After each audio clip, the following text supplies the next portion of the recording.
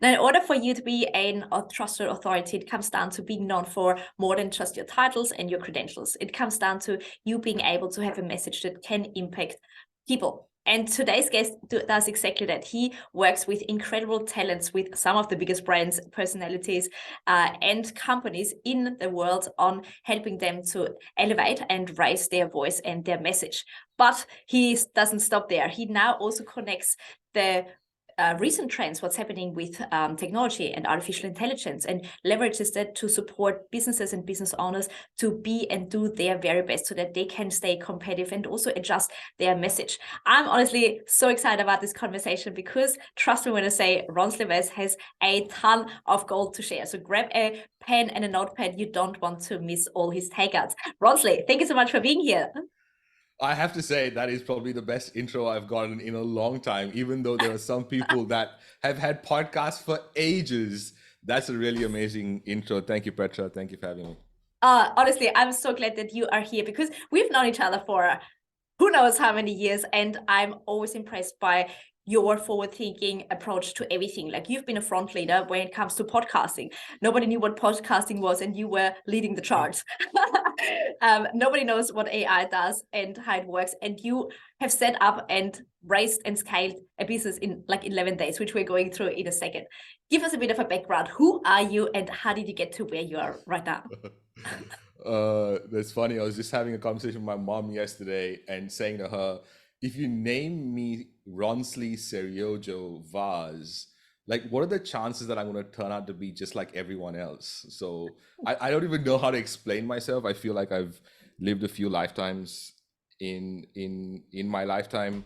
I've done, I don't know, I've been a DJ, I've been a software engineer, I've been a computer programmer, um, a podcaster, obviously, restaurateur, chef, financial advisor, and these are all like proper paying jobs, which is kind of crazy. When even when I'm saying all that stuff, I I've been blessed. I have been blessed. I've been lucky. I've had a great platform, and I just feel like every time there's an opportunity, I there's something inside me that just jumps and figures out if I can swim. And so far, there have been times where I've jumped and I haven't been able to swim, even though I try to learn over time.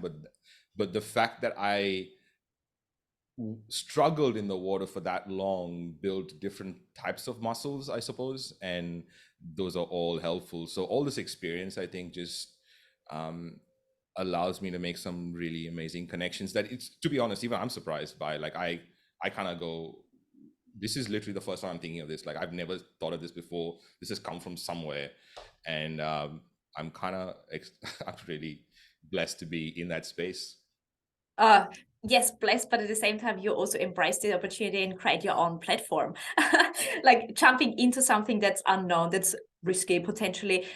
Many think about doing it but don't do it, and you just go for it anyway. And this is also, I think, why you are always 2, 3, 5, 15 steps ahead of everyone else, because you're like, you know what, let's give it a go. And connecting the dots and having such a diverse background, I think this is what enables you to think very differently. And we were chatting just before we recorded that you said AI is here and it's completely a game changer, and I cannot believe that people don't see it yet. It's so clear in front of me, and this is exactly what an authority is all about. How can you make sense of what you know and translate it into something that makes sense to others, that can add value to others?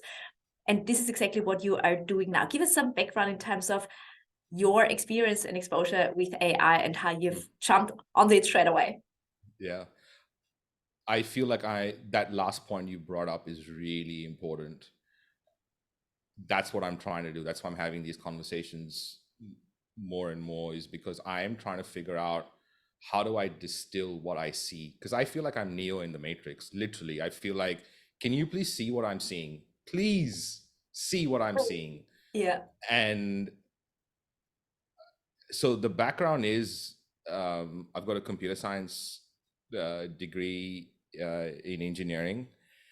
And then I went and got a master's of software engineering, where I wrote a thesis on process quality. And I took 2 companies to ISO 9001 before I became an entrepreneur. And it's funny because now everything is process driven.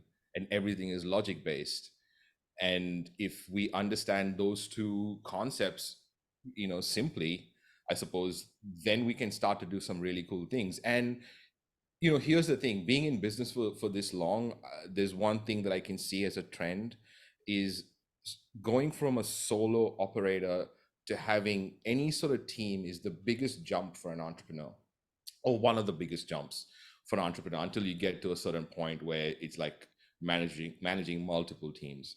But the biggest jump is the solopreneur to team.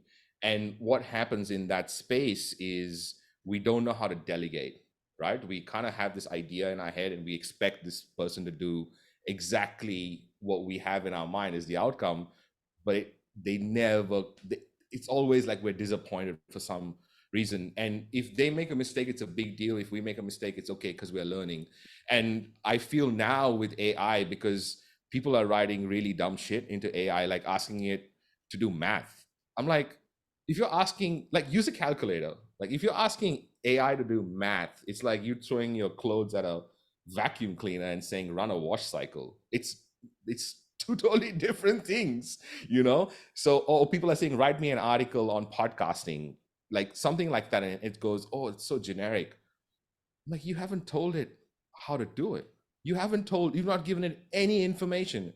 If you just change that line to write me an article, or write me 1,000-word article on on convincing a business owner that a podcast is a good idea for their business, that changes the output dramatically, right? That is just a slight shift in context. And now if you just compare that to, telling a team member, write an article, versus can you write an article to this context, and the output as well will be very different. So I am in this beautiful space right now where I kind of am literally enjoying, every every day, every hour, this new thing that's coming up.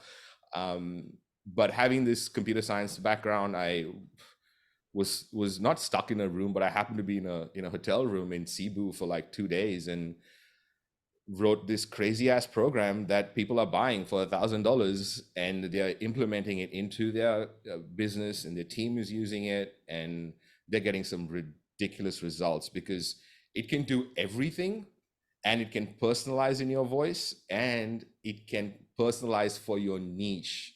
So when they're creating things, it's like, this is insane, Ronsley. How did you do this? And I'm like, but I think anyone can do it. They're like, no. What is wrong with you? Oh my God. I loved your explanation in terms of you get out what you put in. So the same with delegating to a person, say, oh, you did everything wrong. It's not what I expected. It's the same with technology and artificial intelligence. Just saying something random, of course you get back something random. And it forces us to be more reasonable, but also to think critically and to be more precise as to what I actually want, and focus on the thinking part rather than the doing part. Yeah. And then we land up doing things just ourselves because we're like, oh, no one can do it like us. And then we have Absolutely. all crazy excuses of why we aren't growing. Oh, I just want a lifestyle business. I don't want that kind of stuff. How privileged do we have to be in a position where we're like, no, I just don't want to do this anymore. Like, I just want to be at this stage, at this kind of, like, I'm like, okay. But if I open your website, it says that you want to impact as many people as possible. Can you explain that? And they can't, because they're just saying things to make them see. I mean, we are saying things. I'm in that bracket, right? I have to kind of literally look at myself to ask myself, well, am I actually living the way I'm speaking, right? Am I actually keeping up with my truth, whatever that truth might be? So I feel this is deeper than just authority and AI, because even to be an authority, I feel you have a responsibility. Like, I think the idea of just imagining yourself sitting on a beach and being an authority is just the wrong way to go around being an authority. You know what I mean? And now more than ever, the reps and the amount of reps you've done is going to be more valuable than ever. And also to think about all these people who haven't started podcasts yet, with AI creating content, that's going to be the only personalized content that exists right now.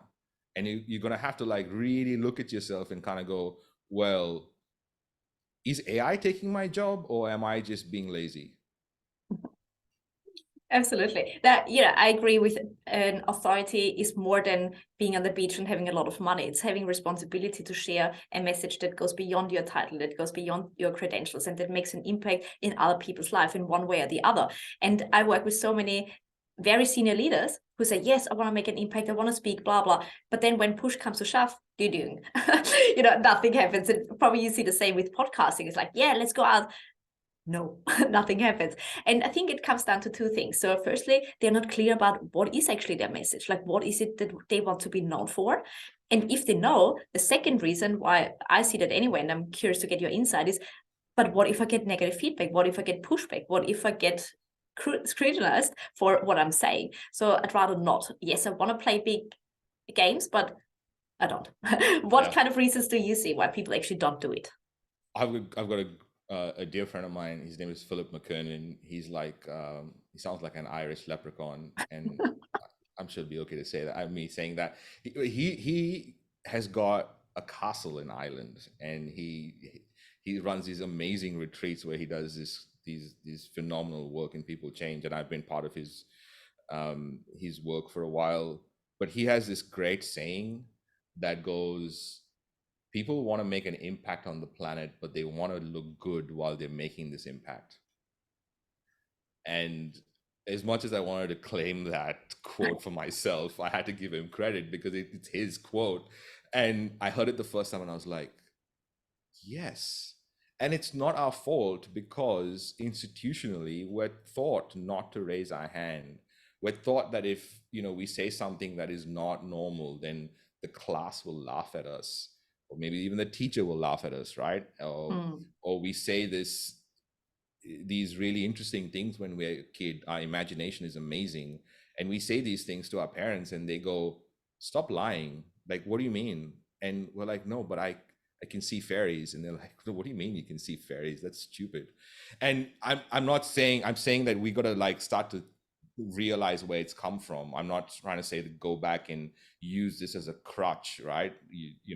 I'm saying understand where this is coming from.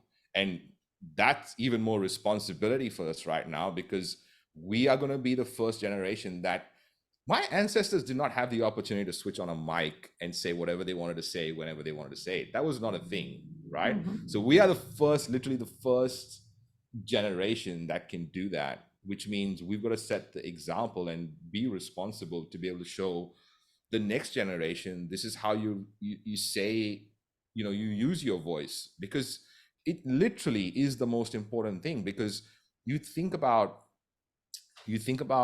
any hostile takeover, they first cut communications.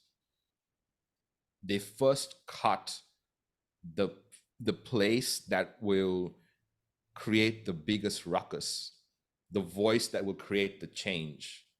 Think about that. It's history. It's written. That's how we work. It's the most powerful weapon we have. And somehow, institutionally, we've been learned or taught not to use it, not to raise it, because everything we say has to be right.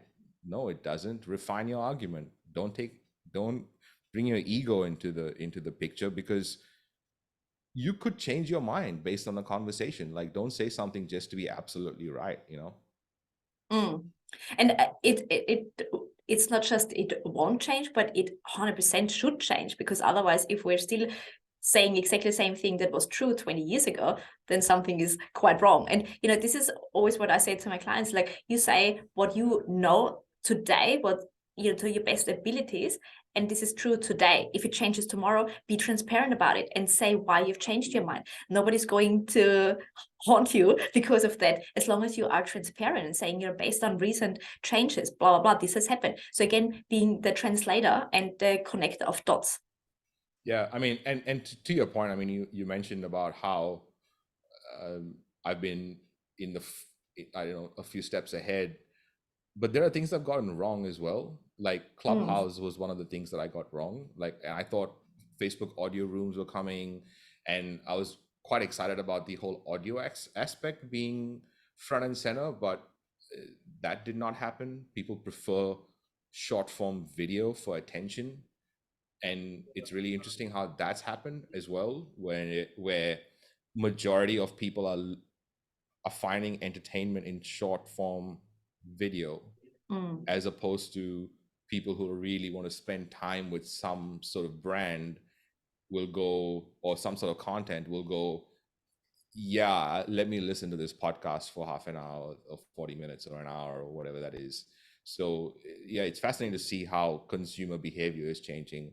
You can't pick everything, but AI, easily the most important conversation of our lifetime, because our definition of intelligence is changing every day. I'm not exaggerating. Every day they're innovating so much, because we have this new arm of intelligence, and we're calling it artificial. It's really fascinating that we're calling it artificial, but it is intelligence.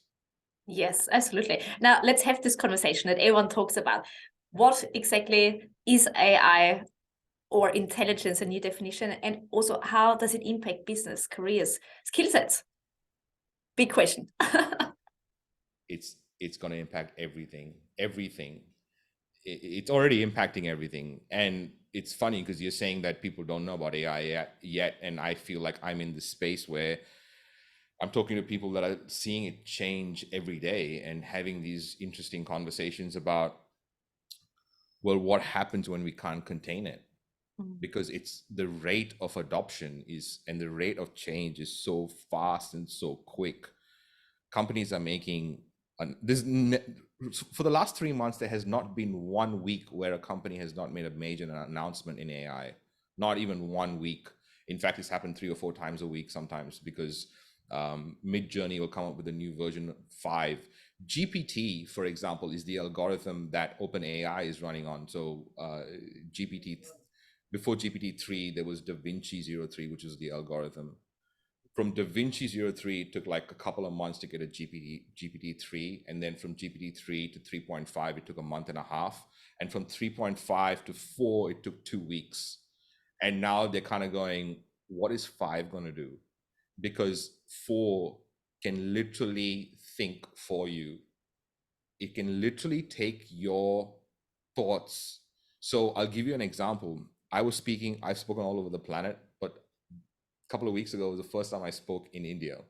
And I spoke at a digital marketing conference, and it was great to be on stage and not be the diversity quotient in a lineup. And after me, there were 2 people that spoke. The first person said that he created this 45-day email course, and he did a 45-day email course and took 2 million leads through that, how to be a digital marketer. And the girl that spoke next was talking about NLP and sensory language. And I was like, oh, interesting. I wonder whether I could make a 30-day course for businesses to learn to delegate to AI using sensory language and NLP. That was the thought, okay? The next morning, I opened my laptop and I started to play. And I started to create these templates that went, okay, if I had to write 30 days, what would it look like? So someone who doesn't know about AI, they have their own business, but they want to start delegating to AI. And it came up and gave me this list, and I didn't like the list. So then I opened my phone and I opened dictation. And I said, okay, actually what I'm thinking about for these 30 days are, it's got to have logic. It's got to have delegation ideas. It's got to have, show notes and storytelling and all these different things.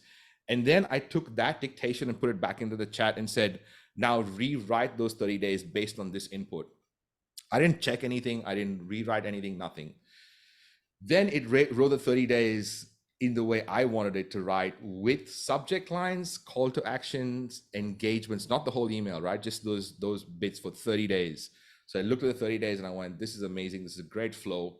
Then I created a template to write each email, which was a prompt that wrote it in my voice, because I took my voice, put it like a transcription of my voice.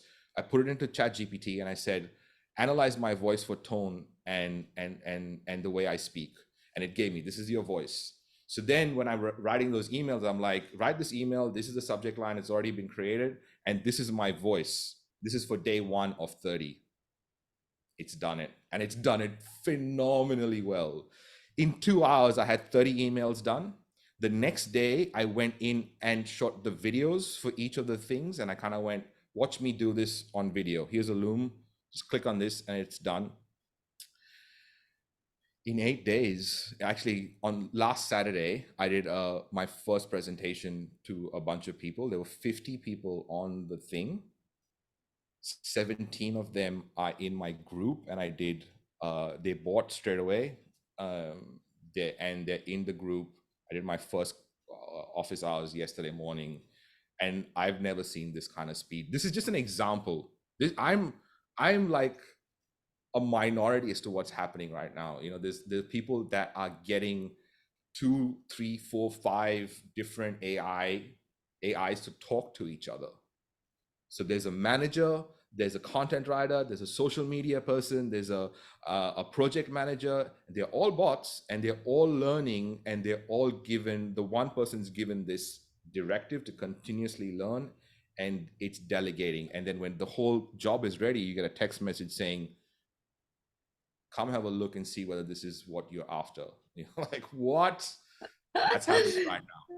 It is incredible. And, you know, just as you talked it through, I was like, oh my gosh, he's so intentional about literally every prompt. You know, it's not just, hey, why is black black? You know, just random questions, because of course it could give you the answer, but it's more analyzing tone and voice, coming up with that. This needs to be included. Like, you still need to do that kind of structural thinking, but then the actual doing that is done, and then you still need to refine it and so forth anyway. But others would say, oh no, it's not going to change anything what I'm doing. I'm too irreplaceable. No. No. I'm saying to you now that I can tell you that this is going to change jobs and the world so quickly that people are not going to know what hit them. I mean, I'm in this space and I don't know when write flow, for example, might become obsolete. Like it might become something that anyone can do, because intelligence is improving so much every day that if you have the right idea and you can actually tell it what to do, it'll do all the hard work. You don't actually have to know JavaScript anymore to write a program in JavaScript, as an example, right? You don't have to be a copywriter anymore to write good copy. For example, the other day I did a training and I said, hey, let's use a copywriting principle. So there's an ADA copywriting principle. There are different copywriting principles. There's like a sunk cost fallacy principle. These are all marketing principles. If you go to, like, you know, MBA school, they teach you this is how you write copy. People just think that if they've written a bunch of copy or been on Facebook, they're copywriters. There's actually theory behind all these different copywriting things. It's fascinating to see how those people who don't have those bases, calling themselves copywriters, are probably going to be the ones that are complaining about AI. But I said, let's use the ADA framework. And then we broke down the ADA framework in using AI. And then we said to AI, okay, now that you've broken down the ADA framework, I want you to write an article, or I want you to write a sales page using the ADA framework on this topic. Now that is so intentional, right? I don't have to know how to type the words and arrange them, but because you've learned to do that and spend that time doesn't mean that something is going to come along and change that, right? So things are going to be quite interesting. I'm super excited to see how it turns out. Well, I'm really excited about it too. And when I was in the US in March, one of the sessions on AI, was on what is the careers of the future and the skill sets of the future. And the researcher said, we're going to see more prompt engineers, meaning rather than doing the doing, it's more how can I refine the prompt so quickly to get the result ASAP. Now, what in your view and opinion do you think in terms of skill sets, how can we not compete with AI, but how can we complement AI to future-proof ourselves? May it be as entrepreneur, may it be as employee. It's interesting you phrase that question like that as well, because I think that as humans, if we don't learn to collaborate, we're going to be extinct sooner than we think. You know, I'm just want to put that out there. This is happening because if we kind of go look at machines and look at like AI, what AI is really good at is it's goal driven. If you give it a goal, it knows how to achieve that goal, right?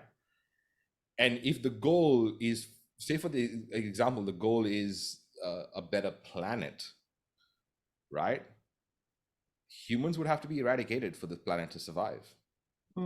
Just like think about how shitty we are with our decisions. And it's really interesting that we are thinking that we are the ethical boundaries for AI. We are not. In history, we've not made any great ethical decisions. So how can we, call that as an example?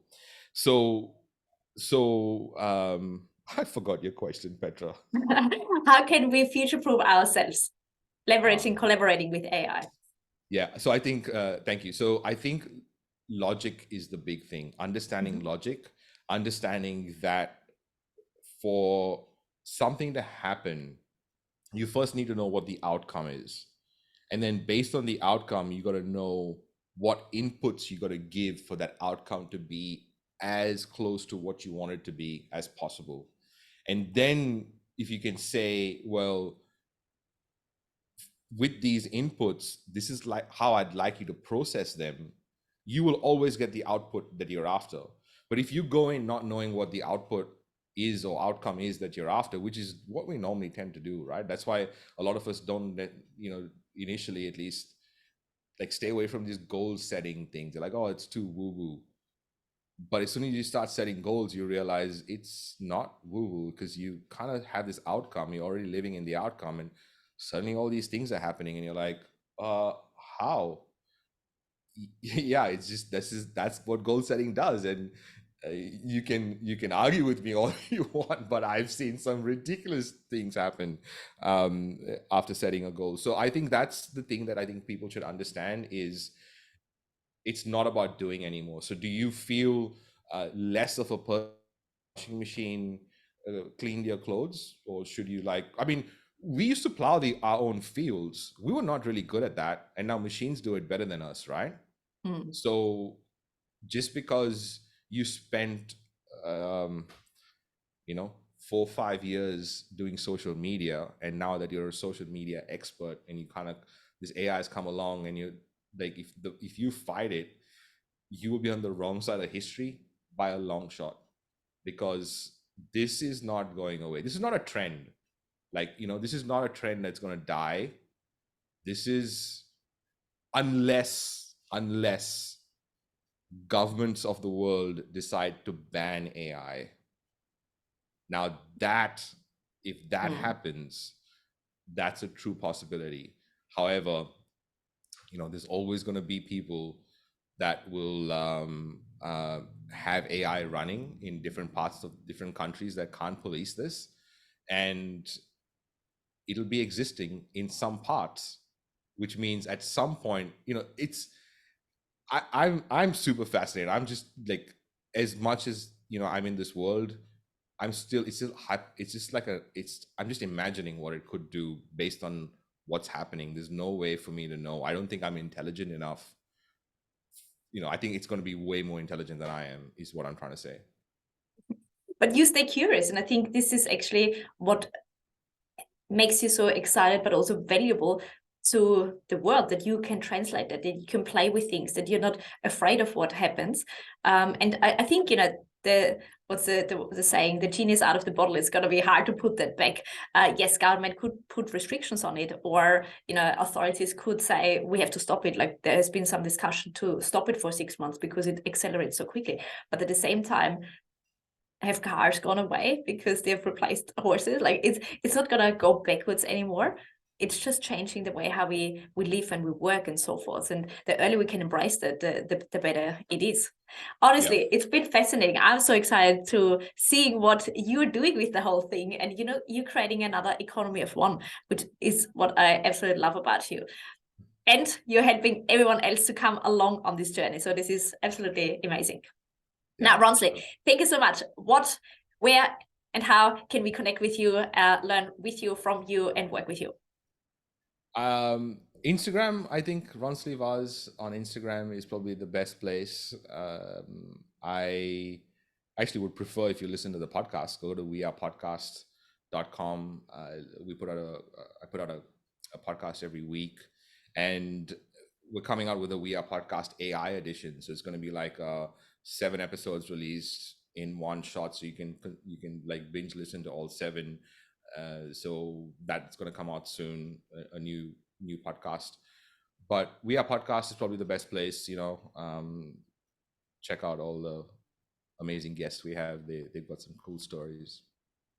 Absolutely. Well, again, thank you so much. Thank you so much for always going first and taking us along the journey. It's always been fascinating to talk to you. Thanks, Petra. Thanks for having me. Thank you.